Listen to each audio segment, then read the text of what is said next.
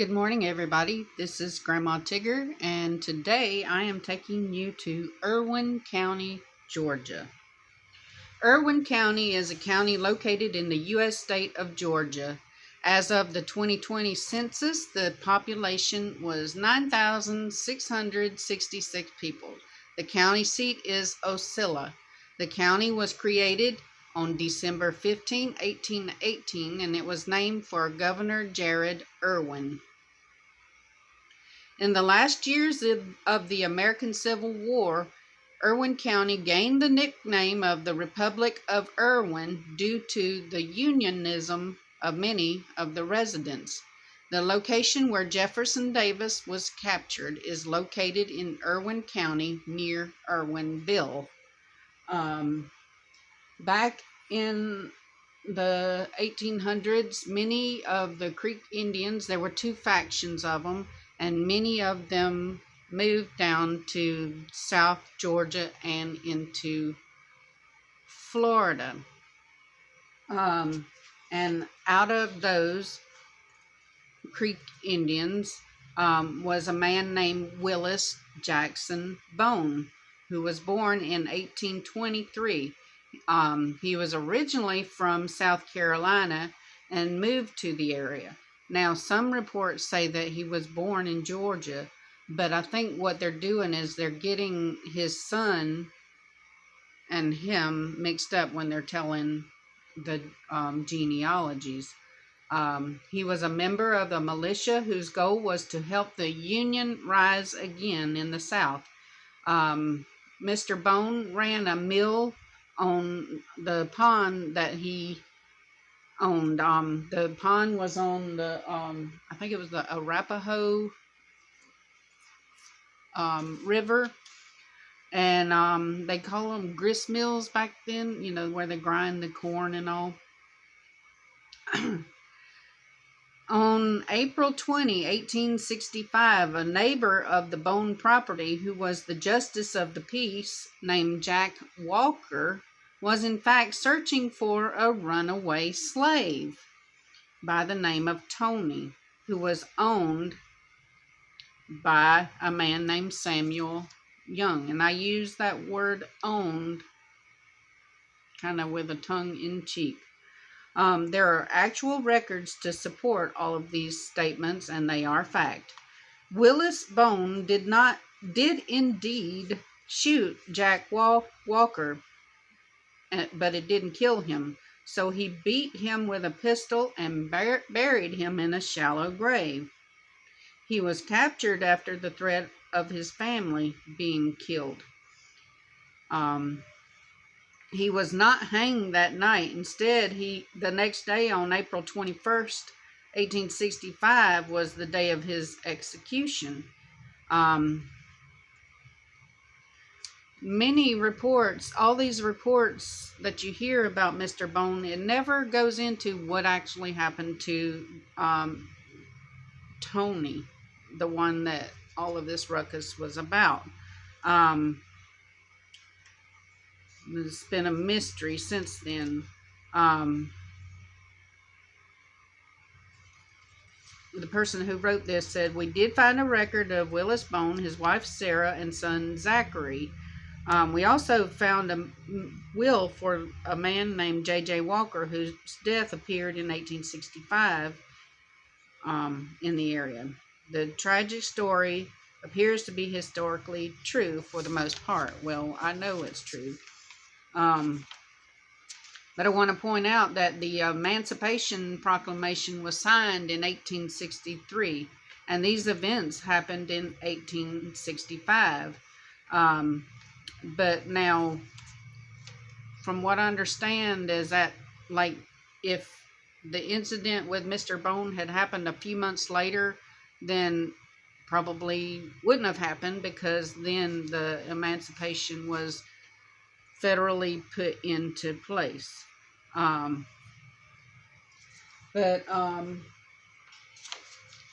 There's many tales about Mr. Bone.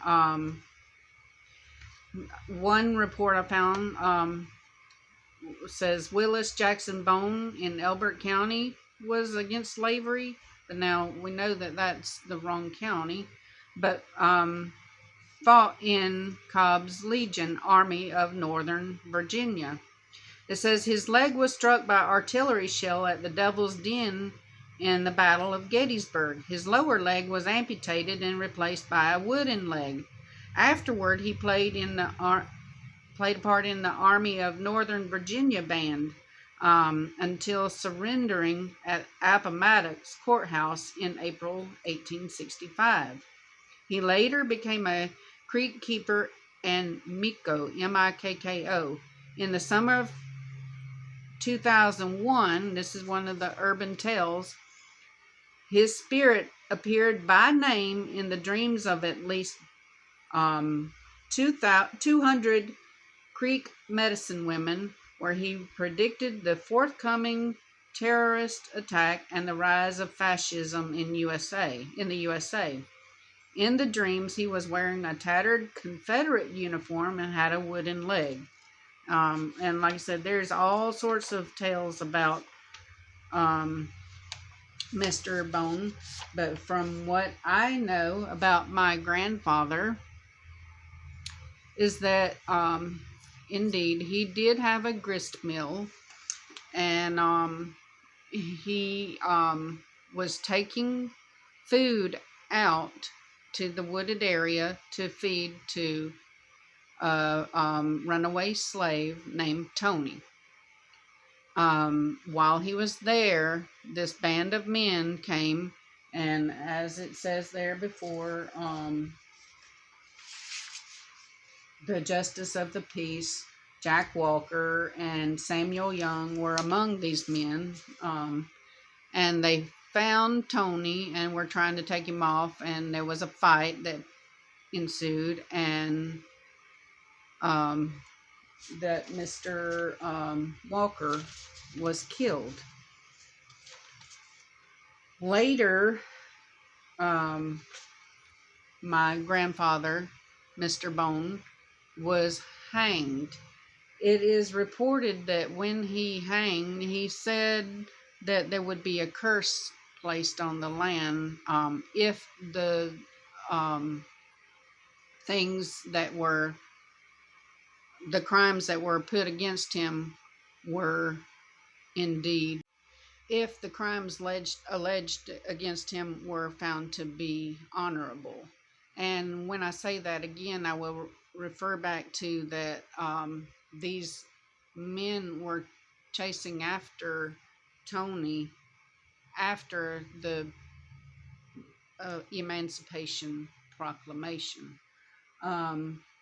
The area that my grandfather owned, like I said, was called Bone Pond at the time. And in the 60s, Bone Pond was changed to Crystal Lake.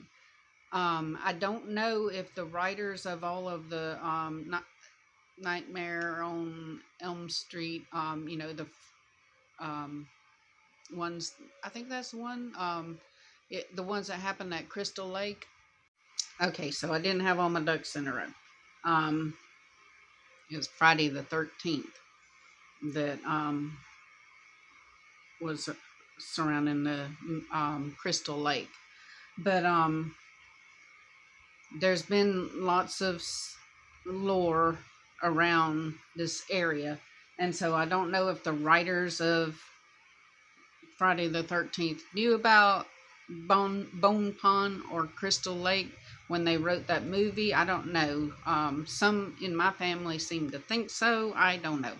But I do know that there are lots of stories about this Bone Pond Crystal Lake. And one is that the pond, there were lots of drownings, and some of these drownings were attributed to the myths over Bone Pond. And then somewhere in after the 1960s, the bone dried up, and so now it's just a huge sinkhole. I've read reports that say that it is not advised to go and try to search out this area because the new owners are very closed off and do not like visitors, and you might get yourself pew-pewed. So, but anyway, I wanted to tell this story because I know that a lot of people have become angry with me for my stance on what's going on in um, Gaza. And anyway, I just wanted to say that I guess I get it honestly to um, try to stand up for what I believe is right. Now, I know that myself, I am not going to wear a burqa. I will fight someone, and I'm not going to have my country that my family fought for on both sides of the civil wars, the revolutionary. There's people in my family that fought in the revolutionary wars, and I'm not going to allow, as far as there's breath in my body, I'm not going to allow my country to become a state that's run by this religious fanaticism. And that fanaticism is taking place on like 3 points. You've got the people in Congress that are dual allegiance to America and Zionism. And then you've got the Hebrew people trying not to say anything. And then you've got the Muslims. And I don't think any one of those groups should, like, had to stop and take a minute. A theocracy, that's the word that I couldn't come up with. But anyway, we don't want a theocratic society. We want a democratic where everybody has a voice. Now, some people are going to pop up and say, but it's a republic. Okay, yes, it's a republic, but we are democratically ruled. In other words, like I said, everybody has a say in what goes on. And so anyway, but I stand for those people over in Gaza because I've seen the atrocities that were launched against them, how their land was stolen, and how they are being squished and annihilated. And I stand up for their right to live. Right to life is a Christian thing that we all should be fighting for, but now it's become so convoluted, right to life, but for the ones that I don't like type thing. But when I went to my mom's memorial, I did go. One of my cousins has made a headstone to memorialize my grandfather, William Bone, because where my grandfather was buried was in an unmarked grave at some like apex of a fence there in Irwin County near the Bone Pond. And so no one knows where the actual body of my grandfather is. But again, my cousin made a memorial plaque and put it near his wife's grave. His wife, Sarah, later became a Watley. And I thought that was interesting. These idiosyncrasies, what do you call them? Idiosyncrasies in life. Like when I was born in the Sams and Watley Hospital there in Reynolds, Georgia. So I thought that it's kind of odd how these names pop up.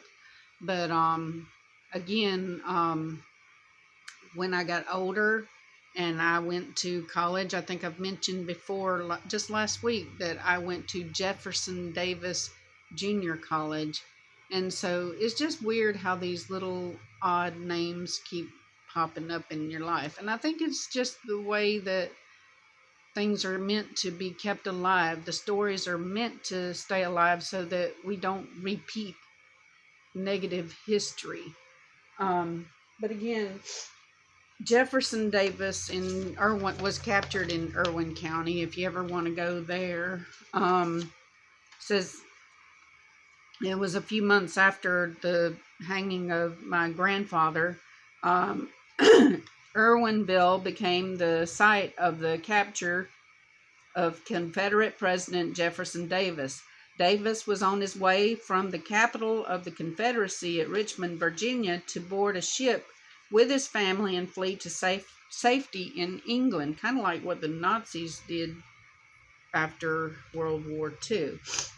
But anyway, Davis stopped at a hotel in Irwinville owned by Dr. G.E. White on the evening of May 9th, 1865. There he conversed and socialized with the locals, and no one had suspected they were in the presence of a man with such esteem. Davis and his family moved to an encampment beside a nearby creek bed only a few miles from the hotel after they were done walking with the citizens of Irwinville, and sometime in the early morning of May 10th, the encampment was alarmed by the sound of gunfire. Davis tried to escape towards the creek wearing an overcoat, and his wife had tied her scarf around his shoulders, but the members of the 1st Wisconsin and 1st Michigan Cavalry regiments captured him. He was taken to Fortress Monroe, Virginia, and held for 2 years. J.B. Clements went on to claim in his book, The History of Irwinville, that had Davis revealed himself, the residents of Irwinville would have happily hid him from the pursuing Union troops. Today, a monument marks the spot of Davis's arrest. This monument is located at the Jefferson Davis Memorial Historic Site. There is a museum, picnic facilities, and hiking trails. There are also frequent Civil War reenactments near the park. So, I hope you have enjoyed today's little talk. Again, if you want to check out this information, it's easily accessible on Google or DuckDuckGo to check out the many folklores surrounding my grandfather. Again, I love you and hope you have a wonderful day.